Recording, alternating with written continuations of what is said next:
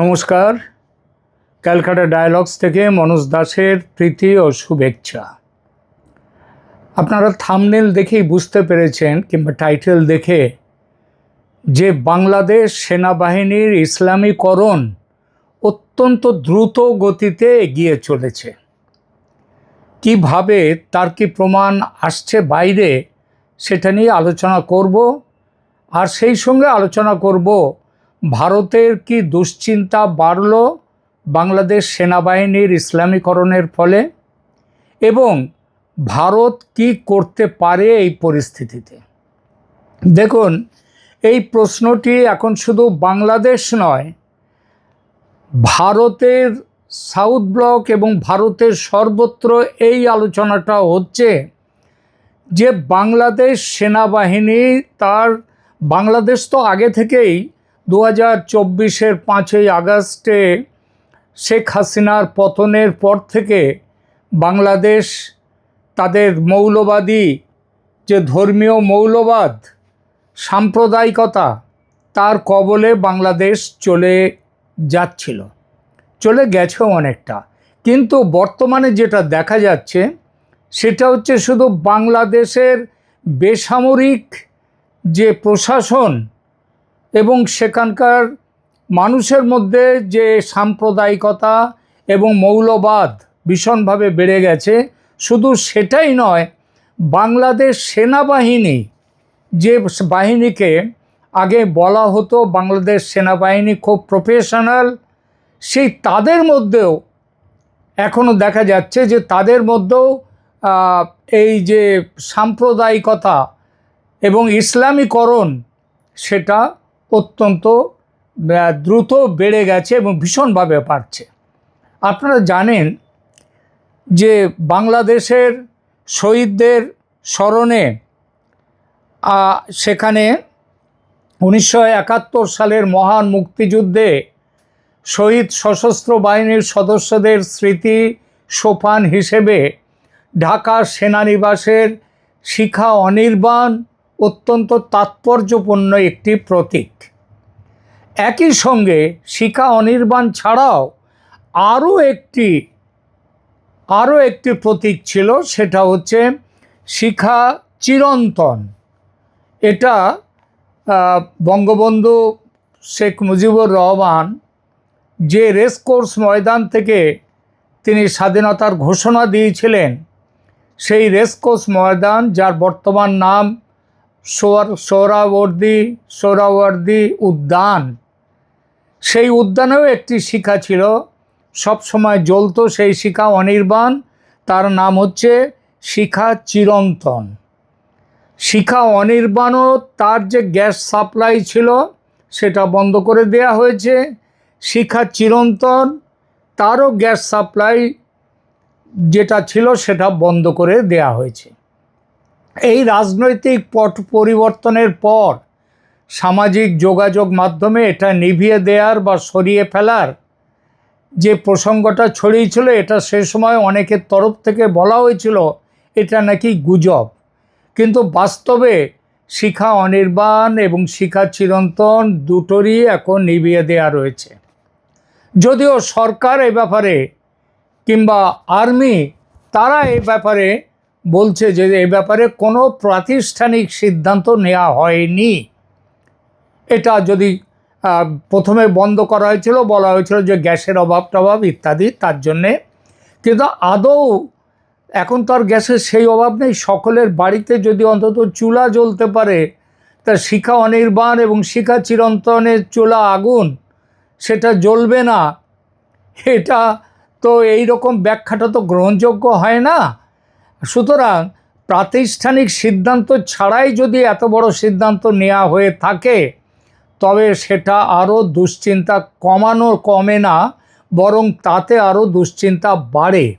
বিশেষ করে মুক্তিযুদ্ধের সব স্মৃতিকে মুছে ফেলে দেয়া, সেটা তো শুরু করেছিলেন মোহাম্মদ ইউনূসের অন্তর্বর্তী সরকার। সব প্রতীক, ভাস্কর্য, ঐতিহাসিক বয়ান, সব পরিবর্তন, সংস্কার ভেঙে দেয়া, সব কিছু করা যাচ্ছে। এখন দেখা যাচ্ছে যে সেনানিবাসের ভেতরের এইসব প্রতীকী স্থাপনার শিখা অনির্বাণ এবং শিখা চিরন্তন সেগুলোকেও নিভিয়ে দেওয়া হয়েছে। এটা নিশ্চিতভাবেই দুশ্চিন্তার। দ্বিতীয় যে দুশ্চিন্তার খবরটা বাংলাদেশ থেকে আসছে সেটা হচ্ছে বাংলাদেশ সেনাবাহিনীর মূল রণধ্বনি বা স্লোগান, যেমন ভারতীয় সেনার আছে জয় হিন্দ, ভারতীয় সেনা জয় শ্রীরাম বলে না, বন্দে মাতরমও নয়, তাদের যে স্লোগান হলো সেটা হচ্ছে জয় হিন্দ। বাংলাদেশেও এটা ছিল, এই স্লোগান ছিল মূল রণধ্বনি, সেটা ছিল জয় বাংলা।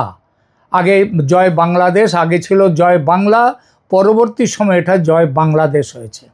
তবে সাম্প্রতিক সময়ে দেখা যাচ্ছে কিছু ভিডিও বা সামাজিক যোগাযোগ মাধ্যমের ফুটেজে আসছে সাধারণ সৈনিক বা জুনিয়র কর্মকর্তাদের এক অংশ তারা ড্রিল বা ব্যারাকে ধর্মীয় স্লোগান দিচ্ছে। যখন ড্রিল করছে এবং সেগুলো প্রকাশ্যে দিচ্ছে, এমন নয় যে অপ্রকাশ্যে, তারা প্রকাশ্যে স্লোগান দিচ্ছে নারায়ে তাকবীর আল্লাহু আকবর, এইটা ব্যবহার করছেন। এই ব্যাপারেও খবর পাচ্ছি যে এরকম কোনো প্রাতিষ্ঠানিক নির্দেশ নেই। মানে বাংলা জয় বাংলাদেশ কিংবা জয় বাংলা বা জয় বাংলাদেশ পরিবর্তন করে নারায়ে তাকবীর দেওয়ার স্লোগান দেওয়ার কোনো নির্দেশ নাকি প্রাতিষ্ঠানিকভাবে দেওয়া হয়নি। সুতরাং এটিকে সেনাবাহিনীর প্রাতিষ্ঠানিক বা আনুষ্ঠানিক রূপান্তর বললে ভুল করা হবে, কিন্তু ভুল করলেও এটা তো বাস্তব। অনেকে বলছেন যে সামাজিক ও রাজনৈতিক পরিবর্তনের একটা প্রতিচ্ছবি যেটা 2024-এর পর থেকে দেখা যাচ্ছে, সেইটাই হচ্ছে সেনাবাহিনী। তারা তো জনগণের একটা অংশ, সুতরাং তাদের মধ্যে ধর্মীয় পরিচিতির বহিঃপ্রকাশ ঘটছে। কিন্তু এটা তো কোনো ব্যাখ্যা হতে পারে না। সেনাবাহিনী তারা একটা কি বলবো, তারা একটা সংগঠিত একটা বাহিনী, শৃঙ্খলাবদ্ধ বাহিনী। তাদের ড্রিল বা কুচকাওয়াজে তিনি বাড়ির বাইরে, তিনি অন্য সময় তিনি নারায়ে তাকবীর বলতেই পারেন, কিন্তু ড্রিলের মধ্যে এসে কুচকাওয়াজে এসে নারায়ে তাকবীর বলবেন, এটা কখনোই গ্রহণযোগ্য হতে পারে না। এটা দুটো ব্যাপার দেখা গেল। তৃতীয় যে ব্যাপার, আরেকটি ব্যাপারে আসছে, ইসলামের 4 জন খলিফা হজরত আবু বকর, হজরত ওমর, হজরত ওসমান এবং হজরত আলী, এদের 4 জনের নামে 4টি সেনা ডিভিশন বাংলাদেশে তৈরি হয়ে গেছে ইতিমধ্যে তৈরি হয়ে গেছে। এবং আরও 2টো বাহিনী, যেটা নারী বাহিনী, নারীদের নামে স্ত্রী ও কন্যাদের, তারা সেটা কি হবে, সেটা হচ্ছে হজরত মুহাম্মদের তার স্ত্রী আয়েশা এবং কন্যা ফাতিমার নামে বাংলাদেশ সেনাবাহিনীতে 2টো নারী বাহিনী গঠন করা হবে, সেই সিদ্ধান্তও নেওয়া হয়ে গেছে। আবার এখানেও খবর পাওয়া যাচ্ছে এই ধরনের কোনো প্রাতিষ্ঠানিক সিদ্ধান্ত নেওয়া হয়নি। দেখুন, বাংলাদেশ সেনাবাহিনীতে ঐতিহাসিকভাবে রেজিমেন্ট বা ব্যাটালিয়নের নামকরণ করা হতো এতদিন ভৌগোলিক অবস্থান দেখে, যেমন east Bengal regiment, Bangladesh infantry regiment ইত্যাদি, অথবা সামরিক কার্যকারিতার ওপর ভিত্তি করে, যেমন গোলন্দাজ বাহিনী, সাজোয়া বাহিনী, ইঞ্জিনিয়ারিং বা প্রকৌশল বাহিনী। তবে অতীতে দেখা গেছে কিছু নির্দিষ্ট সেনানিবাস বা ঘাঁটির নাম ঐতিহাসিক ব্যক্তিত্বদের নামে করা হয়েছে। ঐতিহাসিক ব্যক্তিত্ব, ধর্মীয় ব্যক্তিত্ব নয়, তাদের নামে রাখা হয়েছে। মুক্তিযুদ্ধের যারা বীর শ্রেষ্ঠ পুরস্কার পেয়েছেন তাদের নামেও রাখা হয়েছে।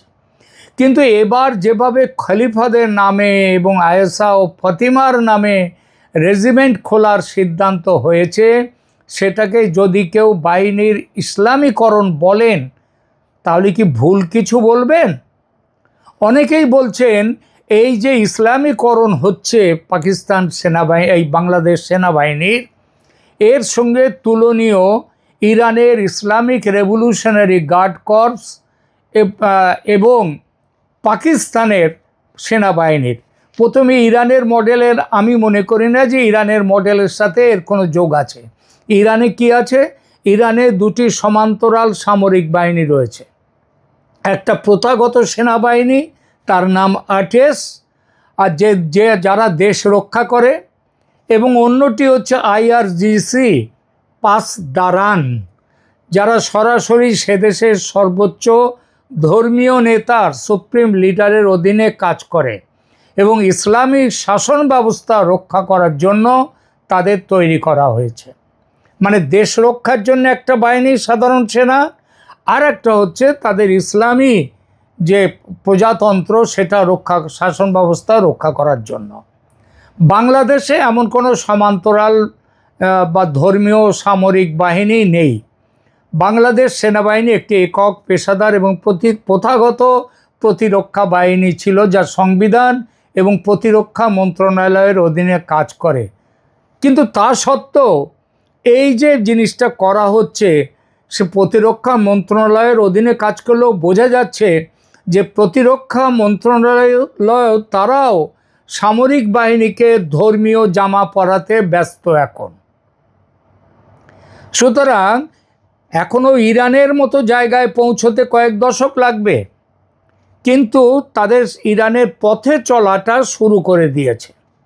পাকিস্তানের সামরিক মডেলের সেটা কীরকম দেখুন। 1971 সালের পর, বিশেষ করে 1970-এর দশকে জেনারেল জিয়াউল হকের আমলে পাকিস্তান সেনাবাহিনীর প্রাতিষ্ঠানিক ইসলামীকরণ করা হয়। তারা একেবারে পরিষ্কারভাবে ইসলামীকরণ করে দেয়। তাদের মূল নীতি বা মোটো সেটা কি বলা হয়েছে? বলা হয়েছে ঈমান, তাকওয়া, জিহাদ ফি সাবিলিল্লাহ। সেখানে সামরিক ডক্ট্রিনেই ধর্মকে মূল উপাদান করা হয়েছে। বাংলাদেশ সেনাবাহিনী তার জন্মলগ্ন থেকেই একটি আধুনিক, পেশাদার এবং ধর্মনিরপেক্ষ বা অসাম্প্রদায়িক মূল্যবোধের ওপর ভিত্তি করে এতদিন দাঁড়িয়েছিল। ক্যাডেটদের শপথ বা ব্যারাকে ধর্মীয় শিক্ষা, ইসলাম, হিন্দু, বৌদ্ধ, খ্রিস্টান সবার জন্যে নিজ নিজ ধর্মাচরণ, ধর্মশিক্ষার ব্যবস্থা রয়েছে। কিন্তু প্রাতিষ্ঠানিক ডক্ট্রিন হিসেবে পাকিস্তানের মতো জিহাদি দর্শন বাংলাদেশ সেনাবাহিনীতে নেই বলা যাবে না। এখন নেই বলা যাবে না, বলতে হবে এগুলো আর ছিল না, কিন্তু এখন চলে আসছে। বাংলাদেশ বাহিনীতে বর্তমানে পরিবর্তন আসছে। কি পরিবর্তন? বাংলাদেশ সেনাবাহিনীতে বেশ কিছু দৃশ্যমান এবং অভ্যন্তরীণ পরিবর্তন আসছে ধর্মীয়করণের দিকে নজর দিয়ে। হ্যাঁ, পেশাদারিত্বের ব্যাপারে নজর দিয়ে সেখানটায় ওলটপালট করা হচ্ছে। ফোর্সেস গোল 2030, তার আধুনিকায়ন করা হচ্ছে। সেনাবাহিনীর আধুনিকায়নের ড্রোন, মিসাইল, ডিফেন্স সিস্টেম এগুলো সব নিয়ে আসছে। বেসামরিক প্রশাসন, সেখানেও মাঠ পর্যায়ে সেনাবাহিনী ছড়িয়ে গেছে। এসব ঠিক, কিন্তু তা সত্ত্বেও দেখা যাচ্ছে সামাজিক স্তরে ধর্মীয় মেরুকরণ যেটা ছিল, সেনা সদস্যদের ব্যক্তিগত ধর্মীয় অনুভূতির বহিঃপ্রকাশকে এখন সেনাবাহিনীতে সেগুলো দেখা যাচ্ছে। এটাকে নিশ্চিতভাবেই বলা যেতে পারে যে ইসলামীকরণের প্রথম ধাপ ভালোভাবে শুরু হয়ে গেছে। এইবার এই যে ভালোভাবে শুরু হয়ে গেল বাংলাদেশ সেনাবাহিনীর এই যে বিষয়গুলো, এই যে পরিবর্তন আসছে, নিশ্চিতভাবে পাকিস্তানের মতো না হলেও, ইরানের মতো না হলেও মুক্তিযুদ্ধের অসাম্প্রদায়িক চেতনা, সেই চেতনাকে এখন ছুঁড়ে ফেলে দেয়া হয়ে গেছে প্রায়। বিগত রাজনৈতিক পট পরিবর্তনের পর বাংলাদেশের সামগ্রিক রাষ্ট্রীয় বয়ান থেকে 1971 সালের মুক্তিযুদ্ধের ধর্মনিরপেক্ষ ও অসাম্প্রদায়িক চেতনাকে তার অবমূল্যায়ন এবং তাকে বিদায় দেওয়ার চেষ্টা লক্ষ্য করা যাচ্ছে। সেই প্রেক্ষিতে এই যে সেনাবাহিনীর ইসলামীকরণ করা হচ্ছে, এটা বাংলাদেশে বর্তমানে দক্ষিণপন্থী এবং ইসলামীপন্থী দল বা গোষ্ঠীগুলোর রাজনৈতিক প্রভাব ও তাদের গ্রহণযোগ্যতা আগের চেয়ে অনেক বেড়েছে, এবং তারই ফলশ্রুতি এই ধরনের যে পরিবর্তন সেগুলো। এবং এই পরিবর্তন যতদিন না আগে পাকিস্তানের সেনাবাহিনী যেভাবে আগে বলতো নিজেদের, এখনও বলে সেইটাই, তারা নিজেদেরকে বলে ডিফেন্ডার্স অফ ইসলামিক ফ্রন্টিয়ার্স, ইসলামের রক্ষক হিসেবে তারা নিজেদের জাহির করে পাকিস্তান, সেটা প্রাতিষ্ঠানিকভাবে। কিন্তু বাংলাদেশের সামরিক বাহিনীর মধ্যে এই ধর্মীয় পরিচয়ের চেয়ে জাতীয়তাবাদের পরিচয় আগে বেশি ছিল, সেটা এখন পাল্টে যাচ্ছে। কেন এটা পাকিস্তানের পর্যায়ে যদিও যাওয়াটা একটু কঠিন হবে, কারণ এই কঠিনতার কারণ হিসেবে ভারতের একটা ভূমিকা এখানে থাকবে। সেই আলোচনা ভারতের সম্পর্কিত মহলে, প্রতিরক্ষা মহলে কিন্তু আলোচিত হচ্ছে। কেন? কারণ দেখুন, বাংলাদেশের যে অবস্থান সেটা কিন্তু ভারতের 3 দিকে ভারত, আর তার পেটের মধ্যে হচ্ছে বাংলাদেশ। একদিকে কিছুটা হচ্ছে, সামান্য কিছুটা মায়ানমার, এবং বাকিটা হচ্ছে কিছুটা হচ্ছে বঙ্গোপসাগর, কিন্তু 3 দিকে ভারত ঘেরা। ভারত নিশ্চিতভাবেই পাকিস্তানের সামরিক বাহিনীর ইসলামীকরণকে সহজে মানবে না, কারণ তাতে ভারতের দুশ্চিন্তা বাড়বে। এটা অসুবিধাটা কি? দেখুন, শেখ হাসিনার আমলে বাংলাদেশে জনগণের মধ্যে একটা ভারত বিরোধিতা ছিল, কিন্তু সেনাবাহিনীর নিরপেক্ষতা, অসাম্প্রদায়িক সেনাবাহিনীর চেতনার জন্যে সেখানকার সাধারণ মানুষের একরকম ধারণা ছিল, কিন্তু সেনাবাহিনী তাদেরকে সামলে রেখেছিল। এখন যদি সাধারণ মানুষ এবং তারাও যদি সাম্প্রদায়িক হয় এবং ইসলামীকরণ হয়ে যায় যদি সেনাবাহিনীর, তবে তার নিশ্চিত প্রভাব পড়বে ভারতের ওপর। এর ফলে ভারতকে চিন্তা করা ভারতের ইতিমধ্যে শুরু হয়ে গেছে, কারণ ভারতের দুশ্চিন্তা বাড়ছে। এই দুশ্চিন্তা বাড়বার পরিপ্রেক্ষিতে ভারত কতদিন চুপ করে থাকবে সেই আলোচনা একটু করতেই হয়। ভারত চুপ করে কতদিন থাকবে? আর এই রকম যেভাবে চলছে এখন বাংলাদেশ, ইসলামীকরণ যেভাবে হচ্ছে সেনাবাহিনীর পর্যন্ত, সেখানে শেখ হাসিনা 6 মাস কিংবা 1 বছর পরে, 6 মাসের মধ্যে তিনি ফিরবেন বলেছেন। এই ফেরাটা যত দেরি হবে তত ইসলামীকরণ বেড়ে যাবে সেখানকার সেনাবাহিনীর মধ্যে। এবং শেখ হাসিনা ফিরে যাবেন কোন দেশে? যে দেশের সাধারণ মানুষ, সেনাবাহিনী, প্রশাসন সবার মধ্যে ইসলামীকরণ, সেখানে ফিরে গিয়ে তিনি অসাম্প্রদায়িক চেতনাকে পুনরায় প্রতিষ্ঠিত করবেন কিভাবে? কিন্তু ওই জন্যই বলছি, ভারতের হাতে এখন একমাত্র বাজি, যাকে নিয়ে বাংলাদেশকে আবার পুরনো সেই অসাম্প্রদায়িক জাতীয়তাবাদী রাজনীতিতে, ধর্মীয় রাজনীতিতে নয়, জাতীয়তাবাদী চেতনায় ফিরিয়ে নিয়ে আসার, মুক্তিযুদ্ধে ফিরিয়ে নিয়ে আসার, সেই দিনে সেই চেতনায় ফিরিয়ে নিয়ে আসার একজনই মাত্র মানুষ আছেন, এখন নেতা আছেন, তার নাম শেখ হাসিনা। আজকে যে বারবার বলা হচ্ছে শেখ হাসিনা 6 মাসের মধ্যে ফিরবে, আমি আপনাদেরকে আগেই বলেছি অক্টোবর, ম্যাক্সিমাম নভেম্বরের মধ্যে, ডিসেম্বর অবধি যাবে না, তার আগেই শেখ হাসিনা ফিরবেন বাংলাদেশে। শেখ হাসিনা বাংলাদেশে ফিরবেন কি এদের উপর নির্ভর করে, যেখানে সেনা পর্যন্ত তাদের ইসলামীকরণ হয়ে যাবে, বাংলাদেশ হয়ে যাবে, বাংলাদেশ সেনা হয়ে যাবে পাকিস্তানের সেনা, বাংলাদেশ সেনা হয়ে যাবে ইরানের ইসলামিক রেভলিউশনারি গার্ড কর্পসের মতো, IRGCর মতো। সেখানে যাবেন, সেখানে তো বিচার পাবেন না, যাবেন শেখ হাসিনা। কিন্তু তিনি এককভাবে, একাভাবে না। তার আগে আবার বলি, ভারতের দুশ্চিন্তা বেড়ে গেছে বাংলাদেশ সেনাবাহিনীর এই ইসলামীকরণে, এবং ভারত আর বেশি দিন চুপ করে থাকবে না। খেলা ইতিমধ্যেই শুরু হয়ে গেছে। শেখ হাসিনাকে ফিরিয়ে নিয়ে যাওয়ার সমস্ত গুটি সাজানো শুরু হয়ে গেছে। সেই গুটি এখন বলবো না, তার কিছু কিছু খবর নিশ্চয়ই পাচ্ছি, অবশ্যই পাচ্ছি, কিভাবে তিনি ফিরবেন। তবে একটা জিনিস শুধু বলে যায়, অক্টোবর, খুব বেশি হলে নভেম্বর, তার মধ্যেই শেখ হাসিনা ওখানে ফিরছেন। এবং তার একটি চুলও পর্যন্ত কেউ স্পর্শ করতে পারবে না, এমনভাবেই তিনি ফিরবেন। ভারত কোনো রকম এখানে কোনো ইফস অ্যান্ড বাটস রাখছে না।